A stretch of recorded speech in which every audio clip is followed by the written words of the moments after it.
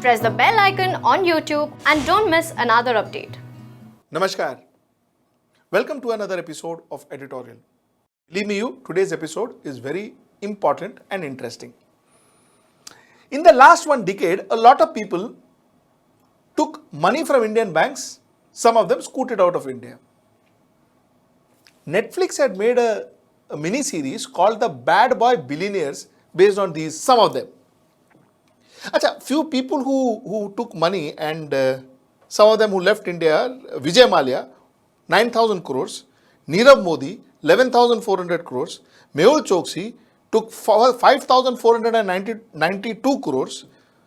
All these three people are out of India. Subrata Sahara is still in India and he owes around 40,000 crores. These were some of the people who were featured in the Bad Boy Billionaire. Now today I'm going to talk to you about the BAP of Bad Boy Billionaires.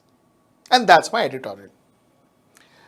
There was an article in Economic Times and the article said the bankruptcy resolution process of Reliance Communication may hit another hurdle with State Bank of India, Union Bank of India, Indian Overseas Bank classifying the accounts of the telco and its unit Reliance Telecom and Reliance Infratel as fraudulent last week, said the people with knowledge of the matter.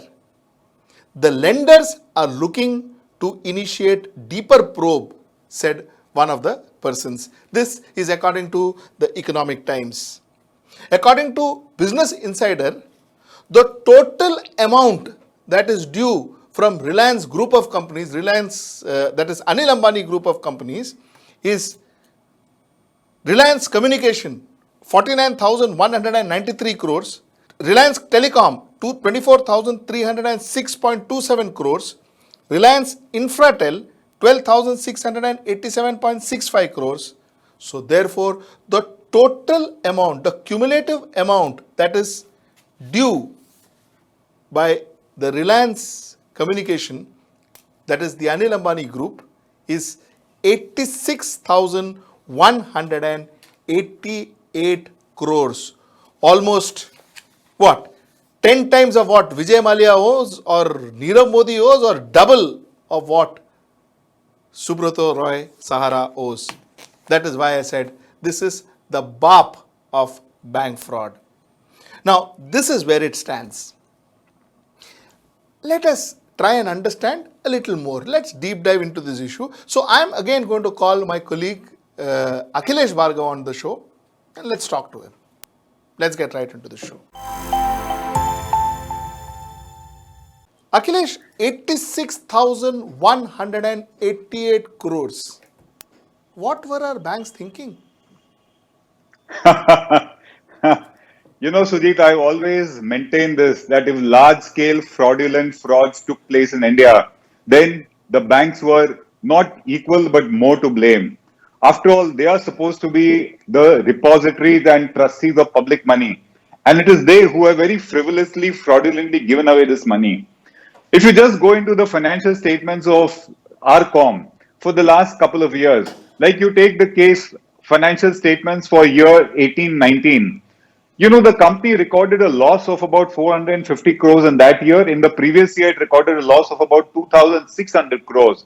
And in financial year 18-19, despite this kind of loss taking place, the bankers, the long-term liabilities, as they call it, of the company went up by 13,313 crores.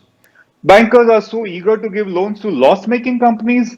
What else will happen, Sujit? They have done that despite a forensic audit showing that there has been rampant siphoning of money in the company. So it is the banks who are willing to be negligent and fraudulent, Sujit. Why will the borrower in such a case not willingly walk away with public money, which is what happened? If I'm not mistaken, there was a former SBI chairman in the RCom board, wasn't there? Yes, in fact, I would like to question him.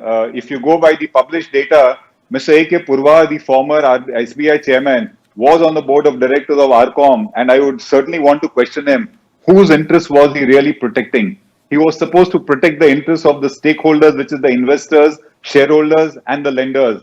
I don't see that having taken place. In fact, probably that got leveraged to bankers giving even more loans to the company. They talk about a latest allegation wherein a forensic audit had unearthed 5,500 crore fraud. What is this? I again put the bankers in the dock, Sujit. About a year ago, they had conducted a forensic audit, and it was found out that about 5,500 crores was siphoned away by the management.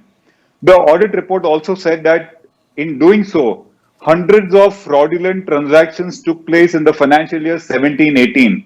So it was a year ago that this report was known. The question that I have to the bankers in this case is, a fraud account cannot be put forward to the NCLT for resolution. Why did the bankers so eagerly want to resolve a fraud account by taking it to the NCLT? And on 5th of December, the NCLT has even approved the resolution plan resolving this particular item. They have, according to me, done an illegal act. And this would have continued. What happened was, I'm told that the company or the buyer of RCOM demanded an NOC from the resolution professional, a kind of NOC saying that once I take over the company, any frauds are not going to haunt me. And the resolution professional refused to give it. He said, how can I give such a particular NOC that you're needing? And that led to the cat out of the bag, which is there were frauds in the company and the bankers were aware of it. And they did not draw the attention to the NCLT in a way because they let the resolution plan go through. It is contrary to the law. How did all this get recovered now? Because the incoming buyer wanted an NOC to protect himself from the frauds committed by the previous management. And the resolution professional who was appointed by the NCLT was not willing to give such a NOC. So it was not the banks that bought all of this to No, it was not the banks. It was the incoming buyer who wanted it. And that rigged up the issue now, Sujit. So again, the banks don't get a clean sheet. So will this be treated like a Vijay Mallya and Subrata Roy Sahara? Will there be enforcement agencies after Mr. Anil Ambani? Sujit, it is clearly a financial fraud. It is clearly a siphoning of money. It is clearly a money laundering case because only that way these kind of big amounts get siphoned away. So if you go by the law of the land as it is applied to a common man and not to a crony of the system, if you go by that law, then the ED comes in play, Income Tax Department comes in play, SFIO comes in play, and CBI comes in play. And all these agencies were involved in the case of Vijay Mallya and Nirav Modi and Mehul Chokshi. So I really don't know why this case should be treated differently. But do you think it will all happen? Honest. If I had an answer, then I would not have given the Rafale contract to Mr. Ambani's company. Which is exactly what my next question is, Akhilesh. How could the Rafale contract, didn't the government know of all this? How naive is our government and how naive is our entire system when it comes to some people? I don't think it was a case of being naive, Sujit. It was a case of siding and giving preferences to some people who clearly were cronies of the system. So that was Akhilesh Bhargav for you. My question still remains. What were the banks doing and how come the banks gave such loans? 86,188 crores worth of loan to Anil Ambani. Question number 2 is the bank still didn't talk about it. Question number 3 is, will he be treated the same way like a Vijay Mallya or like a Nirav Modi or like a Subrata Roy Sahara? Will he be treated the same way? Let's talk about Subrata Roy Sahara because he is also in India. Will he be treated the same way? If not, why? And my last question is 86,188 crores. I'm repeating this again and again. 86,188 crores. And the same man was offered a contract of Rafale. So, if this is not crony capitalism, what is? A lot of people needs to answer a lot of questions. The banks need to answer as to how are they lending money like this day after day, and banks like PMC going down the drain, and poor investors, people who save their small amounts in these banks, get into trouble. My question to the government, are you this naive?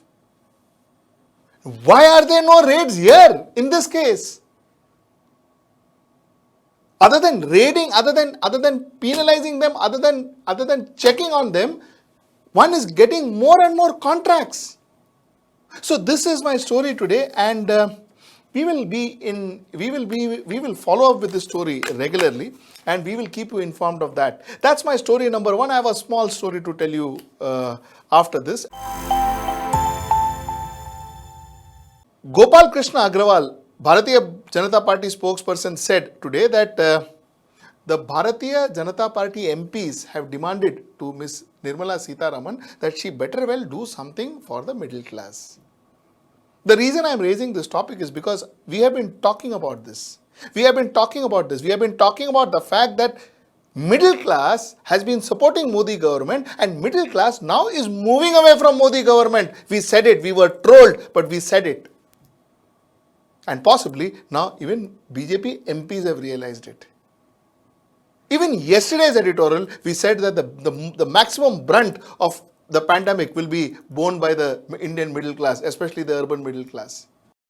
The middle class, as always in India, the urban middle class especially, takes the maximum brunt. Same is going to happen now.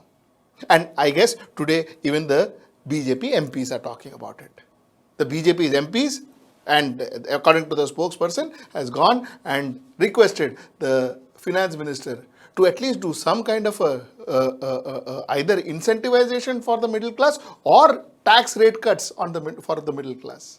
Something they said you should need to do for the middle class, else possibly BJP will not have the middle class with them. Please support us by subscribing to our channel. Please support us by sharing our content so that more and more people can see this content. And some of you, if you can, do join our membership scheme in YouTube. Hello everyone. HW News English is 2 years old now. When we started this venture, we promised ourselves one thing, that news should remain free, because right to know is the right of every Indian. But to keep news free for everyone, we need support from some of you. And thus we have rolled out membership on our YouTube channel HW News English. But mind you, the membership is completely voluntary. The programs that we were doing earlier, that we are doing now, will continue to remain free. First level is a basic level. Here you can be our supporter by paying rupees 199 per month. This membership gives you certain perks and benefits. The perks include unique badges in front of your name, a live show from Mr. Sujit Nair and from Mr. Akhilesh Bhargava per month for our members. You can also vote in some exclusive members-only polls. Now the second level is Super Supporter. Here you can be our Super Supporter by paying rupees 3,999 per month. This membership will include every perk that comes with basic level. Additionally, our super supporters can be a part of a WhatsApp group where we can have discussions and suggestions on various topics. The second perk includes a gift pack with our merchandise. And the third perk is a Google Meet with Mr. Sujit Nair, where you can join the meet and ask your questions to Mr. Nair face to face. Lastly, if you like, we would give a shout out to our super supporters in our programs. So, hope to see you soon with our badges.